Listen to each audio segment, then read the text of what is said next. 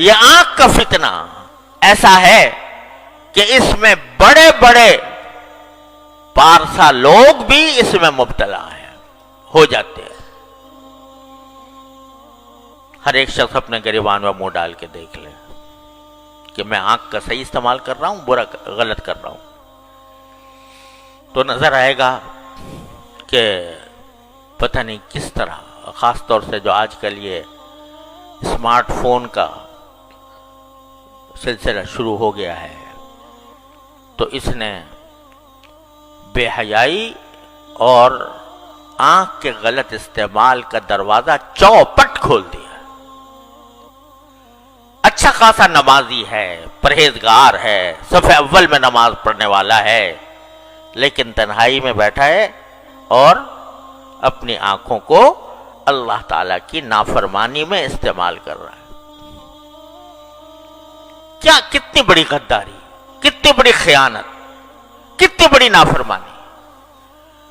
تو اس لیے میں یہ عرض کرتا ہوں کہ جس شخص کو یہ بھروسہ نہ ہو کہ وہ اپنے آپ کو محفوظ رکھ سکے گا اس فتنے سے، اس کے لیے ایسا فون استعمال کرنا جائز نہیں، جس کو یہ بھروسہ نہ ہو۔ اگر بھروسہ ہے تو بعض اوقات اس سے اچھے کام بھی لیے جا سکتے ہیں، لیکن پاؤں پھسلنے کا ہر وقت خطرہ، نگاہ کے پھسلنے کا ہر وقت خطرہ۔ لہذا بھائی کتنے دن کی زندگی ہے پتہ نہیں، کسی کو پتا ہے کہ کب اس کو موت آ جائے گی، تو اپنے اللہ تعالیٰ کی دی ہوئی اس نعمت کو کیوں داؤ پر لگاؤ، اس داؤ پر لگاؤ کہ اس کا غلط استعمال ہو گیا تو وہاں پکڑ ہو جائے گی اللہ تعالیٰ کی۔ فاروق اعظم جیسا انسان جس کی تقوی و طہارت کی قسم دنیا کھاتی ہے، وہ جب یہ کہتا ہے کہ مجھے برابر سرابر چھوڑ جاؤں تو غنیمت ہے، تو ہما شما جو ان قسم کے فتنوں میں مبتلا ہو جاتے ہیں، ان کے دل میں خیال نہیں آتا، ان کے دل میں یہ خوف نہیں ہوتا کہ یہ جو ہم اللہ تعالیٰ کی نعمتوں کا غلط استعمال کر رہے ہیں، ایک دن اس کا حساب دینا ہوگا، ایک دن اللہ تعالیٰ کے سامنے حاضری ہوگی، اور ایک ایک نگاہ جو جس چیز پر ڈالی ہے اس کا حساب مجھے دینا ہوگا۔ تو اللہ تبارک و تعالیٰ اپنے فضل اور بھائی دیکھو، یہی وہ چیز ہے کہ جو انسان سے محنت، مشقت اور اپنے نفس پر زبردستی چاہتی ہے، زبردستی۔ بہت عرصے تک میں بیان کرتا رہا ہوں، یا ایھا الذین آمنوا اتقوا اللہ وجاہدوا فی سبیلہ، کہ تقوی کا راستہ یہ ہے کہ اللہ کے راستے میں محنت کرو۔ کیا محنت کرو؟ کہ نفس کسی طرف بلا رہا ہے، مچل رہا ہے، گناہ کی خواہش دل میں پیدا ہو رہی ہے، اور تم اس خواہش کو زبردستی کر کے دباؤ، یہ ہے مجاہدہ۔ اور اس مجاہدے کے ثمرات یہ ہوتے ہیں، حضرت تھانوی رحمۃ اللہ فرماتے ہیں کہ جتنا انسان اپنے نفس کو، نفسانی خواہشات کو روکتا ہے اللہ کے لیے، اتنا ہی اللہ تعالیٰ سے قرب بڑھتا ہے۔ وَأَمَّا مَنْ خَافَ مَقَامَ رَبِّهِ وَنَهَى النَّفْسَ عَنِ الْهَوَىٰ فَإِنَّ الْجَنَّةَ هِيَ الْمَأْوَىٰ، جو اپنی خواہشات کو اللہ کے لیے روکتا ہے، دل تو مچل رہا ہے، بہت بے شک مچل رہا ہے، نفس بھی آمادہ کر رہا ہے، شیطان بھی آمادہ کر رہا ہے، لیکن مجھے یہ اللہ تعالیٰ کے سامنے جواب دینا ہے، اپنی ایک ایک نظر کا جواب دینا ہے۔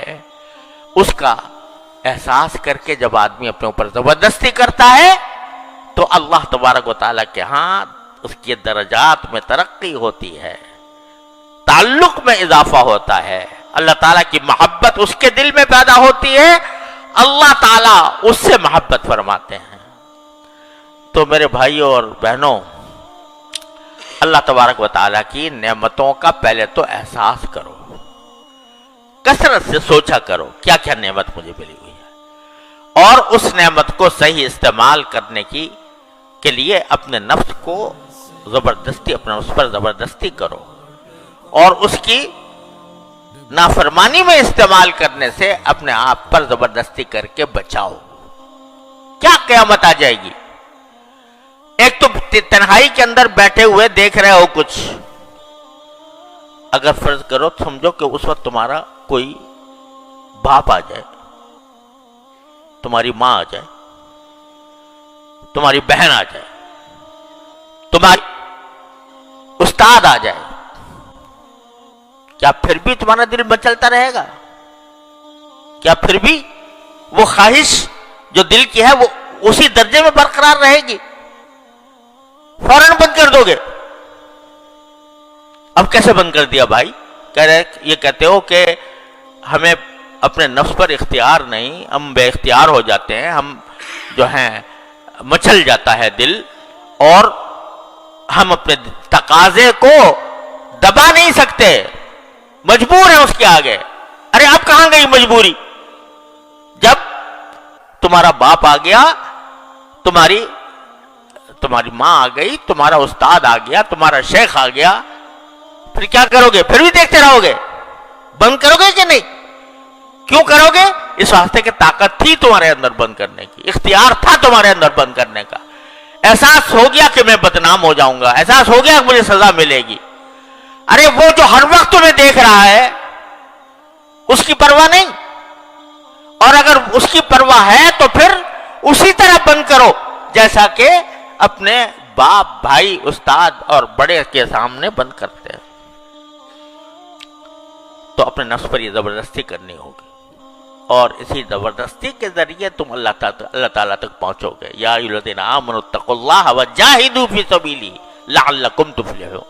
فلاح اسی طرح حاصل ہوگی جب اپنے اوپر زبردستی کرو گے، اللہ تعالیٰ کے احکام کی اطاعت کر کے بھی اور نافرمانی سے بچ کر بھی۔ أسمو وأجتاز السماء جلا